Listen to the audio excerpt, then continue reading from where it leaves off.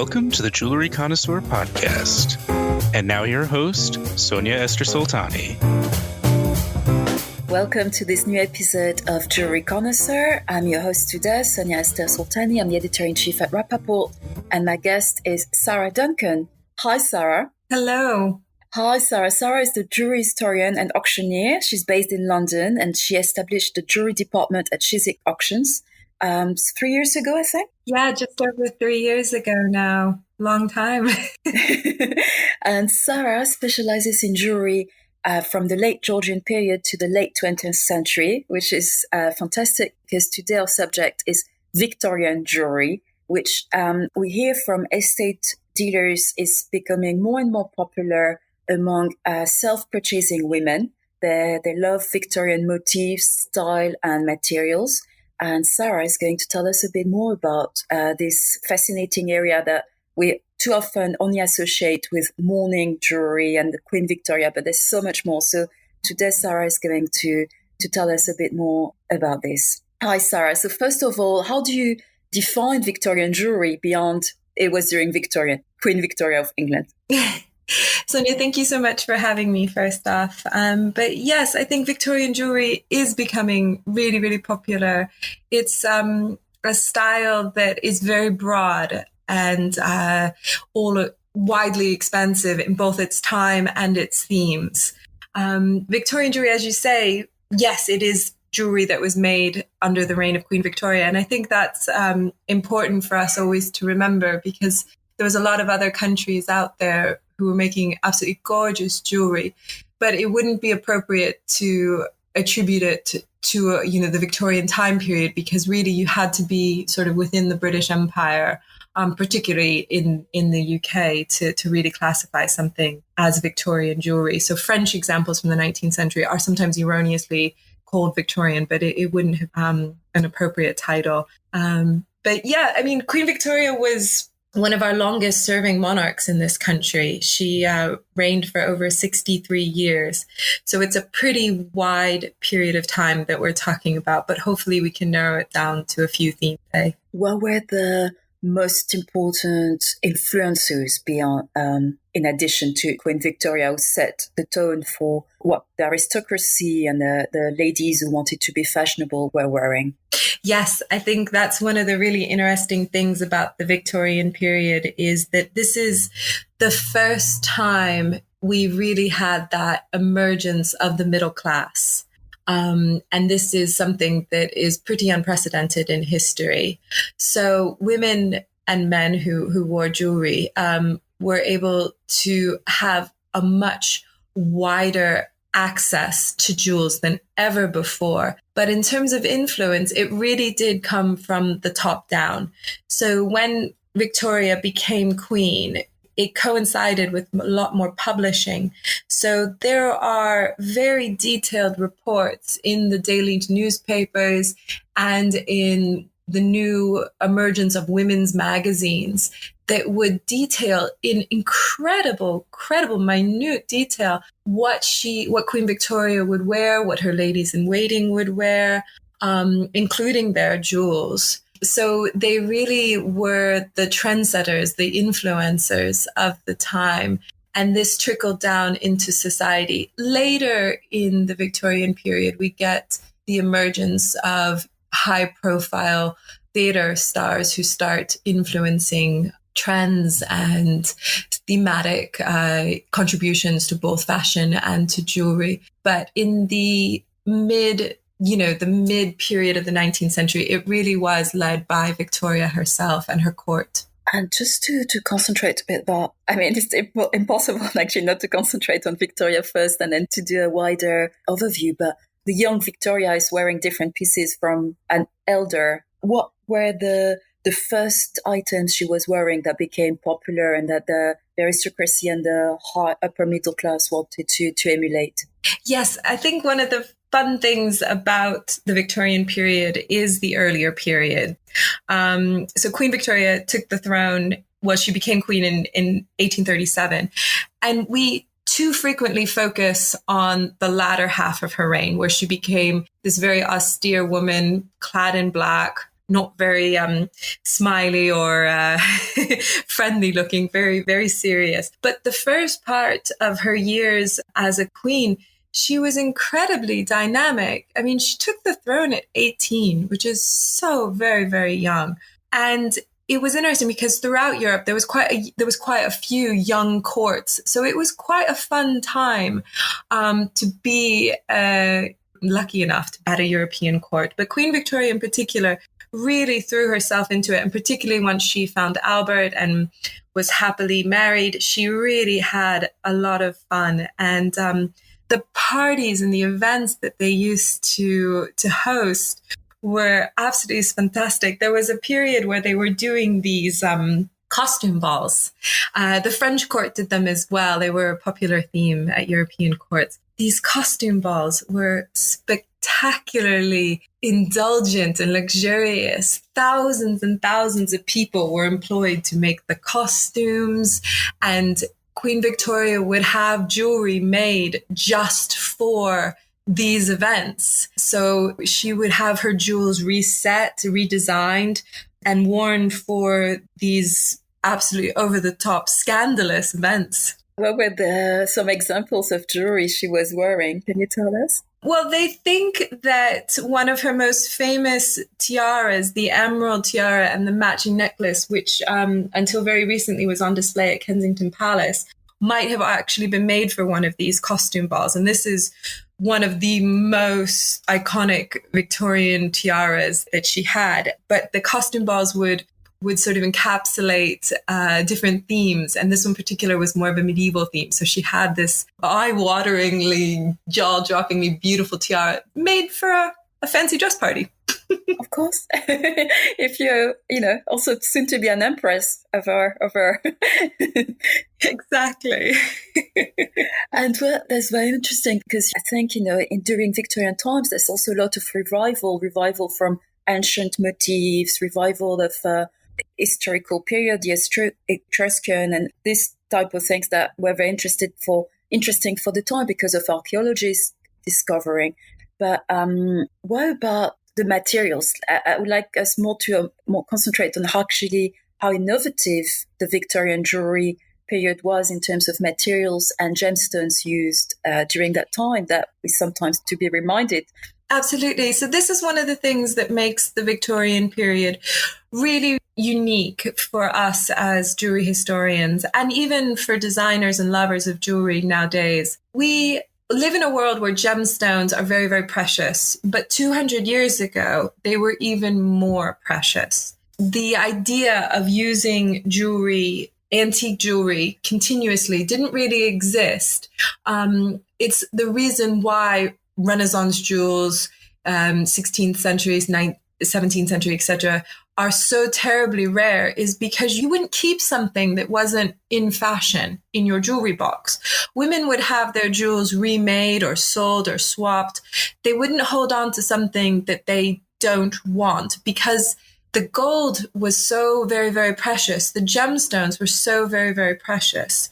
What happened is that in the 19th century, early 19th century and mid 19th century in particular, the world all of a sudden was given a boost in resources. So you think about the California gold rush in 1849, the 49ers, and then the Australian gold rush a few years later, 1851.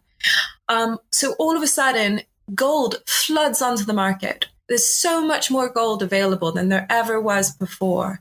And people were able to change the way they constructed jewels. So a lot of Victorian jewelry or a lot of Georgian jewelry would be much more heavily set with silver. So with jewelry and with diamonds, as we all know, you want the diamonds to be set against a white metal because it makes the diamonds brighter. You don't want a tint of yellow influencing the color. So we see very, very heavy silver settings, but silver isn't terribly strong. So you want some gold in that setting to reinforce the strength of the piece. So now all of a sudden with this flood of gold, this glut of gold onto the market, you see the ratios changing. You see a lot more gold and then just a very thin layer of silver. Later, obviously, we get platinum. But there's a lot more resources available. even before this, what I think is really, really fascinating is the availability of gemstones. So up until the 1700s, basically, all diamonds, for instance, would have come from India. And then all of a sudden, in 1725, you get Brazilian diamonds. And then 100 years later, you get Russian diamonds. So diamonds start coming onto the market from new places and in bigger numbers. But then, of course, the thing that really tips the balance is the South African diamond rush in 1870s, 1869 onwards.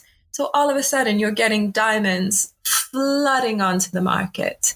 Other gemstones as well became much, much more available in the 19th century. So one of the most interesting ones I've always thought was amethyst. So before the discovery of amethyst in Brazil, Russia was the only place to get them. And they were very, very valuable. Amethysts were considered as valuable as rubies or emeralds. And then all of a sudden, you find that you can get amethysts in huge numbers. So this is when we start seeing the very classic Victorian amethyst pearls, these rivières of amethyst necklace, etc., which would have been unheard of before. They were so incredibly rare before.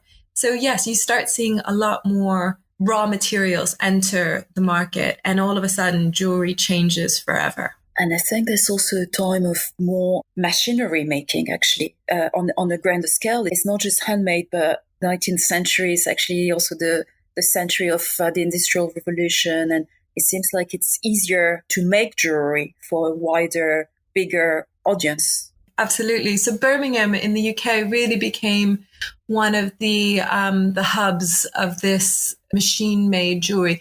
Now, I think it's a bit of a fallacy to use the term machine-made because really all jewelry has to be hand-finished. Even today, you're hand-finishing the jewelry. But being able to make links and different elements of the jewel in mass production really transformed this middle market jewelry, the accessibility of jewels. One of the most sort of iconic jewels of the Victorian period is the snakes that we see, these beautiful sinuous snakes that move so gorgeously across the wearer's neck or wrist. And really, those would have only been possible in an affordable way with the advent of machinery. So those bodies, each one very different. So the molds would have to have been made for each tiny little element, segment of the body, and then they were hand finished, hand produced. But they really couldn't have been possible without the machinery. And yes, Birmingham in particular became the hub of that large push towards industrialization in the jewelry world, which helped fill the huge demands that this emerging middle market had for jewelry. Was the middle market or the mainstream as interested in unusual materials? Because we see some Victorian jewelry that is made with elephant hair, with really quirky elements, quirky materials. Is it something that was more for the trendsetters of the time, or is it something that was also widely appreciated and used among jewelers? I think it was widely appreciated. I think the trend starts at the top and trickles down. So Prince Albert, for instance, brought a lot of very interesting Germanic customs to the English court. One of the more unusual ones was the setting of teeth from hunts. So stag's teeth in particular. Queen Victoria and Albert completely obsessed with Scotland when they took the Balmoral estate, and they would have these amazing parties, Scottish parties and hunts, and Albert, like all English gentlemen, or European gentlemen, I suppose, was a great hunter. And so Queen Victoria actually had a necklace that was really beautifully made, sort of almost like a Giuliano fringe necklace, but each little element was a stag's tooth. And on the back of it, he had engraved the date when the stag was killed. Garrod's ledgers are full of all of these quirky little requests for, teeth. They even had their children's teeth, baby teeth, put into jewelry. So yes, the precedence usually starts at the top, but became very widely ingrained within society. There was a lot of unusual material, as you say. Some of them, the more controversial in terms of how we perceive them, would be the hunting souvenirs. The tiger claws from exhibitions in India, hunting exhibitions in India. These became popular even outside of Europe. Tiffany in the 1870s lists tiger's claws as their must-have Christmas gifts. Even in the US, they even went so far as to include alligator's teeth in this must-have Christmas gift list. Bloomingdale's was selling them. But other things, perhaps less ferocious, but also equally unusual, would be the complete fascination with hummingbirds that you see in Victorian jewelry. These are very rare now because, as you can imagine, having a hummingbird survive for as long as is necessary to have good examples isn't something that's going to come across at the average sort of estate jeweler's desks. But there are taxidermy examples of hummingbirds that usually their heads suspended from earrings or in necklaces. And yes, the Victorians tended to embrace the more unusual. That's fascinating because what I guess you see very different pieces coming from that time as an auctioneer. What are the most popular or the most easily translatable into our 21st century?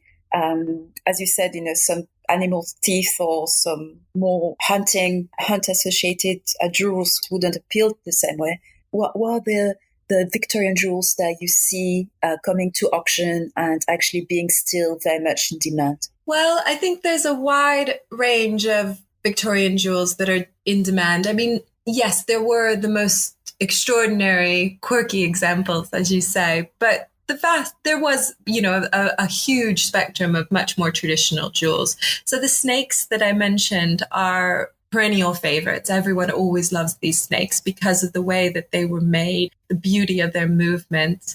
But a lot of the more, sort of borderline quirky ones, so the stars, for instance, the Victorian scientific developments in astronomy really pushed forward these sort of beautiful star tiaras that are now mainly seen as brooches. Those were widely popular. And there's a pretty broad spectrum. I can't really narrow it down too much. Morning jewelry is something which continues to perform very, very well, which I find very fascinating because people can be quite polarized on morning jewelry. And indeed, the British public was quite polarized on it. When Albert died, the whole country did go into mourning. But when the mourning was lifted, people did kind of shake it off very quickly. Queen Victoria stuck with it, but most people shook it off for obvious reasons of frivolity and just generally liking to wear something besides black for a while. Well, can you describe a bit more what's the mourning jewelry that would still be appealing today with this goth associations, I guess, but also sentimental jewelry? Yes, so jewelry that has meaning, I think, is one of the most important types of all the jewels. And we always have a sentimental attachment to our jewelry, but a lot of jewels were made in the sort of, last 150 years or so that already had an intrinsic message attached to them. So this is what you might call sentimental jewels. And mourning jewelry does form a large part of that. So in the 19th century, mourning jewelry only had value to those who were actively mourning someone. The secondhand market for mourning jewelry was almost non-existent in the Victorian period because they've lost that intrinsic sentimental element. So mourning jewelry was a huge part of Victorian jewelry boxes, but it was only continue to pass on that message. Nowadays, in the secondhand market, we see a lot of interest in mourning rings and mourning jewels, and people are actively trying to go back and find their own family's mourning jewels. So we've had incredible success here in the auction world of people who are looking to acquire their great-great-great-great-grandmothers, their grandfathers, etc's mourning jewels. I think the role that women played in mourning jewelry in particular is really interesting. One of the most unusual things that we found is that as we spend a lot of time researching the family history and the legacy behind these mourning jewels, is that very often there's more detail on the physical jewels than is in a lot of the registries, particularly for women. So what we've actually done is that we've contacted the heraldry registries because a lot of information about women is missing because they weren't considered as important. But we have the jewel sitting on our desks that says when she was born and when she died. And that's really important information, which jewelry is starting to fill in the gaps for in the official registries and records of this country. That's fascinating. That is really fascinating. It's a neat little element because jewelry was so female focused, I suppose. I mean, men wore mourning jewelry in huge numbers, but it was very female focused. It was a woman's domain. And that means that there's a lot of information in these jewels that wouldn't really appear maybe anywhere else. And that's so interesting. And what about the more, as you mentioned before, frivolous items that come to auction, that come to estate dealers? You mentioned the star motifs. There's very often contemporary designers actually get inspired by all these Victorian motifs and use or reinterpret in their own creations. But from the original time, where would be today someone who's interested in Victorian jewelry? What jewels would they more likely go and collect? So people who collect Victorian jewelry can tend to focus on particular time periods or particular designers. There's a lot of themes in Victorian jewelry that allow a truly passionate collector to focus quite narrowly. So I've seen a lot of collectors who focus specifically on the works of maybe the Phillips, John Phillips or John Brogden or Castigliani or Giuliano. And that allows them to create a very specific collection. More broadly, you can focus on themes. So you mentioned the sort of revivalist themes. So I've always been an absolute huge love of the archaeological revival period and the jewels that were made. I think sadly my bank account doesn't let me become the passionate collector I'm sure I was meant to be. But we can hold out for the future. There were so many different jewels made during this long period. 63 years is a long period, that there's plenty of material for collectors out there. One of the more unusual collectors is those who do tiaras, and even tiaras made out of imitation gemstones. So women did do a fair amount of traveling in this period. And one of the more unusual elements of this is that when you were traveling, you would be expected to dine and present yourself wherever you were going in the same quality and level as you would be expected if you were in London or Bath. But women didn't tend to like to travel with their jewels. They were a little concerned about security and safety of traveling with your multiple tiaras and diamond necklaces. So they would have copies of their jewelry made in paste. And some of these were unbelievably beautifully made. So the exact same quality of frame that you would have with a real tiara, except that the gemstones themselves, the most important element value-wise, would be paste. And because these don't have the same financial demand, they have survived quite a lot, which I think is really, really interesting. I know that there are people who collect, Victorian paste jewelry, for instance, and particularly the tiaras when they come up. And these can still sell for thousands and thousands of pounds nowadays because the workmanship is extraordinary and the styles are exactly that of the gem set options. That's a great story. I think that would be very interesting for our audience actually to know about this. And what the actual gemstones would be the one made out of paste. Yeah, so you might have two of the same made. So you might have your emerald tiara, and then at the same time, the jeweler would make a paste example for traveling with. So they were the exact same tiaras, except one set with emeralds and one set with paste. And you hope that your guest or your host wouldn't notice. Obviously. Everybody did the same, I think, that was, I'm sure it wasn't a genteel thing to mention it. Very common, though. Very, very common.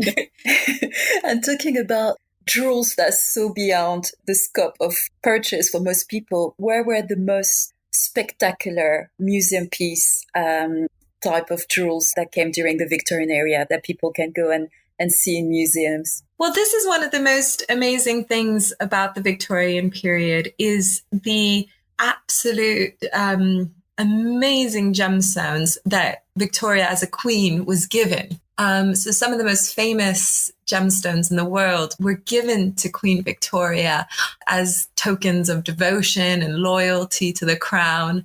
So, for instance, one of the most famous would be the Koh-i-Noor diamond. So the East India Company, when the Indian uprisings were happening, and the Treaty of Lahore was signed early on in her reign, so 1849, this Treaty of Lahore made it so that the Queen was to receive particularly, it's stated in black and white, that she was to receive the Koh-i-Noor diamond. There was also the Temir ruby, which, as we all know, is actually a spinel included in this gift. So the jewels that were coming to the Queen from India in particular were unbelievably magnificent. I mean, there's no other word. They were just magnificent gemstones that she was being given. The interesting story with the Koh-i-Noor, obviously, was that when it arrived in the UK after a long, very perilous sea journey, the response to it was very muted. It arrived and very quickly became part of the Great Exhibition of 1851. And Queen Victoria lent a lot of her jewels. Other monarchs would lend their jewels to these exhibitions as well, which I think is fascinating because we didn't have Instagram. We barely had museums. Well, museums were in their sort of early days back then. So these exhibitions were a way for the monarchs to show their wealth, to show how impressive they were, and to allow artists and designers to use them as inspiration, which was one of the things that Albert in particular was a huge proponent of, was, this increase in education and knowledge and developing industries. So the Koh-i-Noor goes on display, and apparently the response was just so disappointing. They say that there was about 2 hours a day where the sun hit it in the right way, and then the diamond showed some life. But it was a rose cut, and rose cuts just don't reflect the light as well. So Prince Albert arranged for the stone to be recut. And the story goes that he couldn't find a British diamond cutter. The diamond cutting industry had virtually vanished from Britain at this time. So they actually had to get diamond cutters over from Amsterdam, from Holland, I think. And they set up shop in Garrod's, who were the crown jewelers at this point. And they recut the stone, and they lost a huge amount of weight. I mean, the stone went down, I think, about 40% in weight. But finally, it was considered worthwhile, which is an amazing statement for the Koh-i-Noor. But they were finally happy with it, and she had a crown made for it in 1853 with 2,000 diamonds. But then 5 years later, she had another one made, and then another one. So the Koh-i-Noor has gone through a few different settings. But Queen Victoria was very guided by Albert in the creation of her most impressive jewels, what we tend to go and see at museums. So the sapphire coronet that's really famous, that's on display at the Victoria and Albert Museum, is the most amazing design. So like we were talking about before with the snakes in flexibility and in movement, the sapphire coronet is sprung. So the same way you think of a Bulgari bangle as being sprung, this is sprung. So it could be worn at different sizes and adjustments on her head. And so she was able to style it in different ways around her hair. And it's just absolutely incredible workmanship. The royal collections also have a number of beautiful, beautiful pieces that are on display. I'm not sure if the Victoria Revealed collection is continuing after the lockdown at Kensington Palace, but there's some amazing jewels there on display as well. Everything you've told us today, Sarah, really made me feel like we need to travel again and be able to go and see jewelry in museums and to appreciate the extraordinary craftsmanship and value and historical value that they have. The craftsmanship is just extraordinary. And I'm always that person who the guards tend to look at, darkly, because my nose is smushed against the glass, trying to get my head to see all the different angles of the tiaras and the way they're made and what does it look like on the back. That's the most important piece, the back. As any jewelry specialist will tell you, the first thing we do is flip a jewel over. So as much as they look amazing in these museum cabinets from the front, we're always the ones with our heads at weird angles trying to see all the different 360 views. What's your favorite Victorian jewel that you've come across at Chiswick Auctions in your career? What's the one that you actually would wear, you as Sarah Duncan? Oh, that's a good one. One of the most spectacular pieces that we had was early on here at Chiswick. We had a gentleman and his son come in, and he had a necklace that he found in a pouch. And more accurately, he was a builder. And 20 years ago, he was tearing down a wall in a house, and this pouch fell off and hit him in the head. And he said to the purple, can I have this? And he goes, yeah, sure, whatever. And inside were two necklaces. And one was a sort of Edwardian, beautiful, long necklace set with a gigantic Russian emerald. And the other was a fringe necklace that was in the Indian style, and it was made by Carlo Giuliano. And he had no idea. For 20 years, he kept this in a pouch. He had an insurance valuation done on it, and they didn't tell him it was by Giuliano or anything of any note. And he brought it in one day because they were thinking of selling, and they'd had it for so long. And we took one look at it, and my eyes just popped out of my head. So I think that would be one I would love to have. One of the more special ones, which is slightly later, but I always remember this, and I was thinking about it, talking about the South African diamond rush, was actually it was a garnet bracelet that was previously owned by a woman named Evelyn McHardy. And for those who know much about the history of the South African gold rush, William McHardy was the first manager of the Premier Mine, where the Cullinan diamond had been found. And he, those famous pictures of the guys holding the Cullinan diamond, he's one of those three guys. I think he's the one on the left. And it was his great-grandson who came in, and he had actually been born in the house that they had lived on in the mine. It's now a museum there. And he, wanted to sell it. And it was a very simple thing. It wasn't terribly unusual, but the history around it made it so fascinating that it did very, very well at auction, as the Giuliano one did, of course. But yeah, people get very excited about a bit of history, and Victorian jewelry has plenty of that to offer. And I'm sure, after this podcast, I hope they will go and read a bit more and look at catalogs and see a bit more about Victorian jewelry, because I think it's such a fascinating area, and I'm not surprised that it gets so much interest from contemporary collectors. So thank you so much, Sarah, for this, I think, fascinating overview. So much to take on, and to actually you open so many different pistes and routes to explore further. Thank you so much. A pleasure. I think one of the most important things about Victorian jewelry for people who are interested in antique jewelry is it's very all-encompassing. Price points for Victorian jewelry can start very low. Maybe not even £100 sometimes. So there really is something out there for everybody. You can start a collection, with simple examples and build up to the more elaborate and beautiful and rare, because this was a time where people were wearing jewelry and they were saving it. They weren't resetting it, recycling it. They were saving their jewelry because of the amazing influx of materials. And I think if people out there now want to start looking at Victorian jewelry, you can build a collection. There's so many themes and so many styles and so many price points that make it very accessible. That's fantastic. Thank you so much, Sarah. Thank you very much. Thank you so much for having me, Sonia. It's been an absolute pleasure.